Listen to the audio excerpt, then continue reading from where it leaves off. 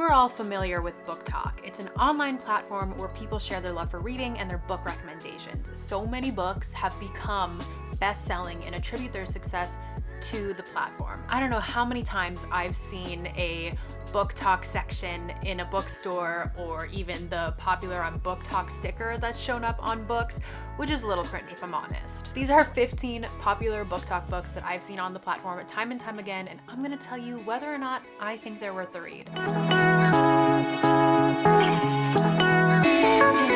First, we have Bride by Ali Hazelwood. Now, in my eyes, Ali Hazelwood could do no wrong. Everything she puts out, I'm eating up. So you already know this one's gonna be a big old yes. I liked this book so much more than I thought I would. Like, it sounds kind of silly goofy. It's a vampire werewolf mafia arranged marriage love story, but you know what? She ate with this one. It was so addicting. It read kind of like fan fiction, but in the best way. And us girls who grew up on like Wattpad, the Twilight era, like this is absolute perfection.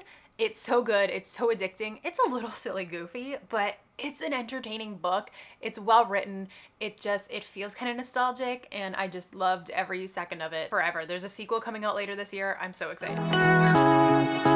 The Cruel Prince by Holly Black. Now, Holly Black is the master of fantasy, in my opinion. This whole series was so good. It's definitely more YA, so I'm almost like phasing out of this kind of style of book, but it was still so well written. The world was so immersive. It was so well built. The characters were so well rounded that like I didn't even notice that I was reading YA. It felt like for a much older audience, not necessarily in subject matter, but just in how well written and well told this story was. I know it's a little controversial. People don't, not for like any major reasons, but some people just really don't like it. Some people really love it. I fall into the category of I really love it. I love this whole series. It was so good. I wish I could dive back into this world. One Dark Window by Rachel Gillig. I had seen this book on like so many lists of like, you have to read this book. Like, this is one of those books that you have to read. And I'm gonna be honest, I judged a book by its cover. Not that it's like ugly. I think this is a beautiful cover, but I definitely didn't think this was a fantasy. I thought this was like some sort of World War II Nightingale reminiscent book. I did not think that this was a fantasy. When I found it was a fantasy, I was like, yeah, I gotta read that. This is so good. This is a duology, so this is only the first one, but both are complete stellars. 6-star reads for me, honestly. I'm obsessed. This is a magical world. Obviously, it's a fantasy. It's kind of like an ancient, dark world, and our main character Elspeth has this magical demon living in her head, and I love the relationship between Elspeth and this little demon. It's like, is he friend, foe, father? Like their back and forth is so good. It's so rich. Elspeth, along with like some knights, I can't even remember, the king's nephew, they're trying to like overthrow the dark magic that has kind of settled on the land. This world, I can't even explain how good and immersive it was. Like, Rachel Gillig's mind is crazy. She just came out with a book this year called The Night and the Moth, which I ate up in like 2 days, because One Dark Window is a high that I've been chasing since I read it, and I found it in her other books. So I'm so excited.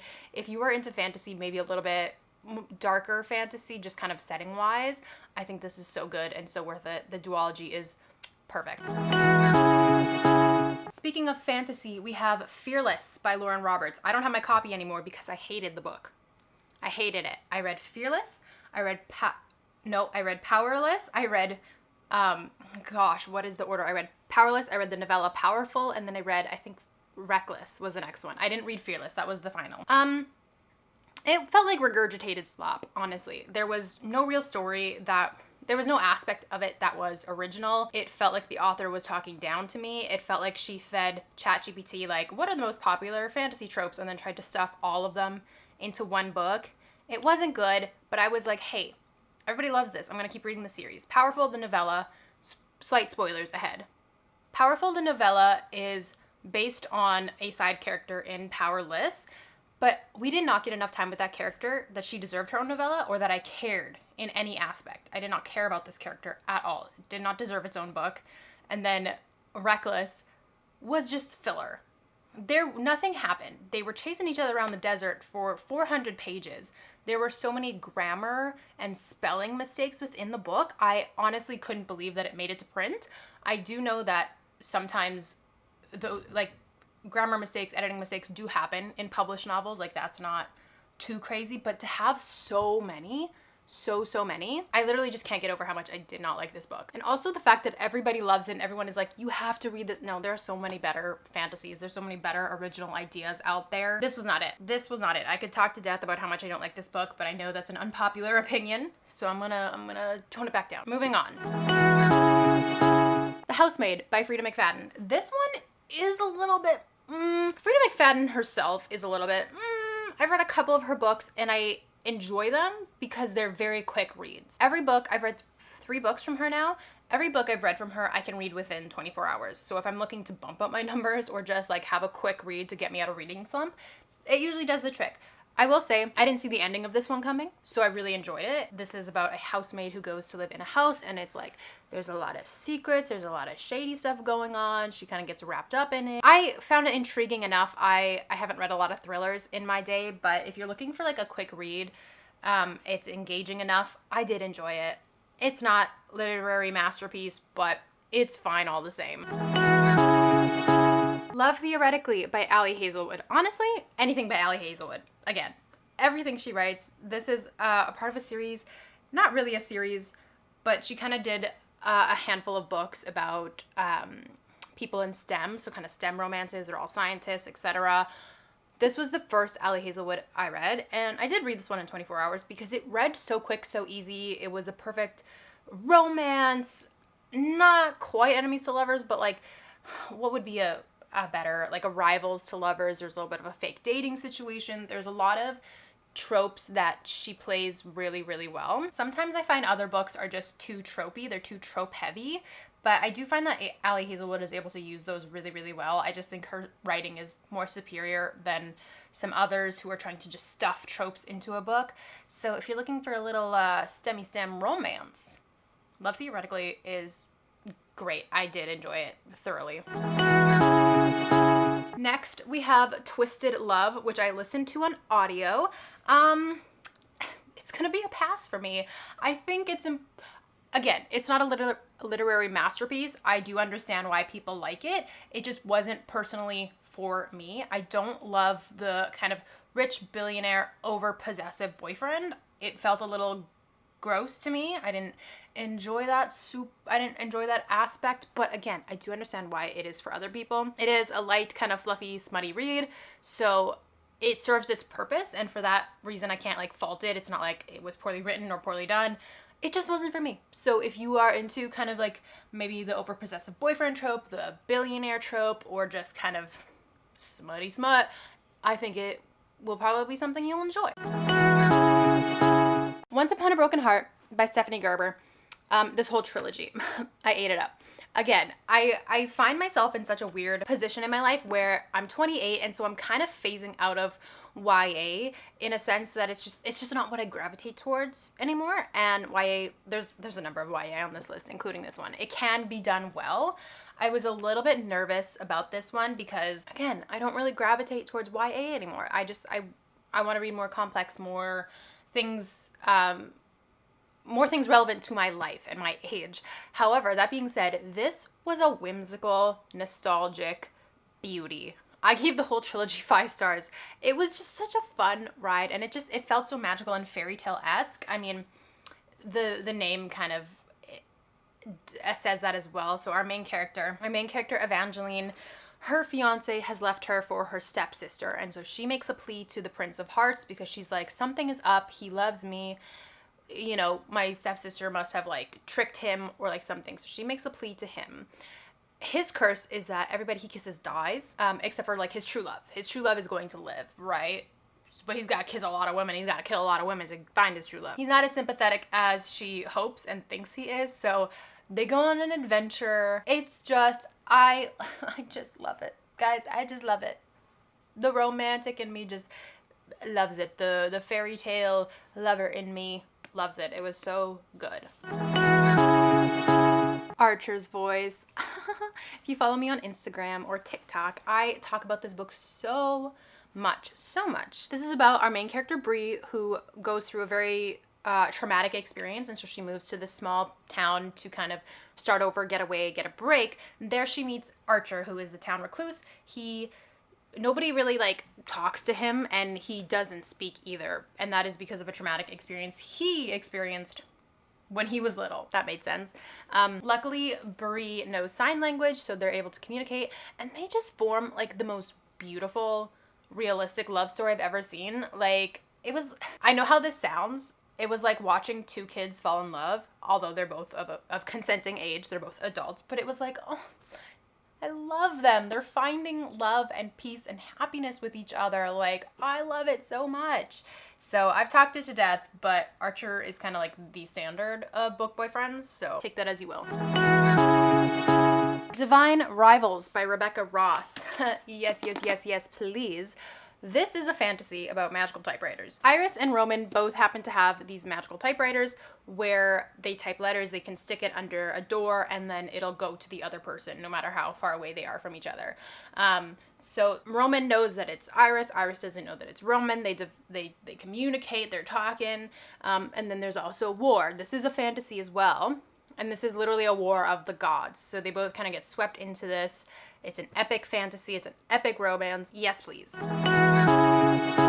Shatter Me. I was a little late to the game because this came out around the time of the other dystopian YA, like Hunger Games, Divergent, Maze Runner. Like, it was a part of that. I don't know how I missed it at that time because I was in that scene. I did pick it up now, and I will say I didn't hate it, but I don't think I'm going to continue the series. The series is so, like, not those two, but look, I don't think I have it in me to read 10 books. It read very YA, which is fine because that's what it is. Again, okay, I don't hate it. It read fast enough that I was intrigued. I read this one in 24 hours.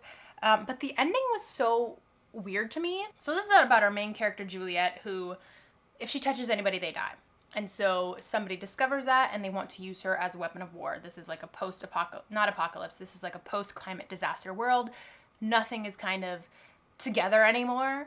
Everything's kind of falling apart, every man for themselves. So she is discovered that she has this power, and so they want to use her as a weapon of war. The ending of this book just felt so cringy to me. Like, up until then, I was like, maybe I'll give the series a shot. But the ending felt so cringe that I was like, I don't think so. I don't think I have it in me. So, again, it's love it or hate it. You might just have to read it to figure it out for yourself. I can't not recommend it, and I can't recommend it. If you like it, you like it. It's up to you. Circe by Madeline Miller. Yes. Read this book. I was a Percy Jackson girl, right? I really like Greek mythology in general. And so this is right up my alley. This is about the goddess Circe.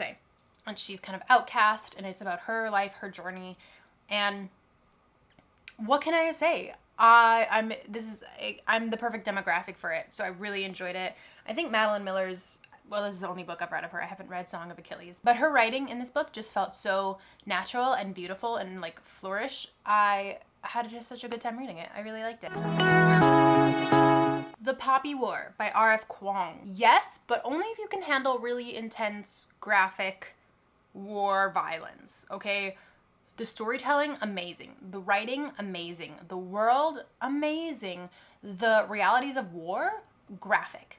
Okay, there were some things that actually made me pause and kind of like have to catch my breath because they were very heavy. I think sometimes those things are necessary. I think sometimes we're afraid to say the truth. We're afraid to say what really happens. R.F. Kuang is not. She said this is how it is. And it was tough to read, but I think like it just serves the story so well. So I can't complain. I did really like it, and it is a different kind of scope of fantasy. I think some fantasy, like others on this list, like Once Upon a Broken Heart, like fluffy, I would call it. It's very good. It has a lot of value, yes, but fluffy compared to this, which is just like really heavy, really immersive, really intense war fantasy novel. So heed my warning, or don't. All right, very, very classic BookTok book. Icebreaker by Hannah Grace. I can't not recommend it, and I can't recommend it. If you like it, you like it. If you don't, you don't. This isn't for everybody, but I think that it does have value. I think a lot of people want to write off like, oh, it's just like a smutty BookTok book. And I think like this book kind of like set that precedent for smutty book talk books. If you know what you're getting into, I don't think it's a problem. Like, you're not gonna get this really deep, transformative romance. You're gonna get a light and fluffy romance with some smut. Okay, it's a light read. It's something that I would classify as like a palate cleanser. I don't love it. I don't hate it. I'm not like, sports romance is not my forte.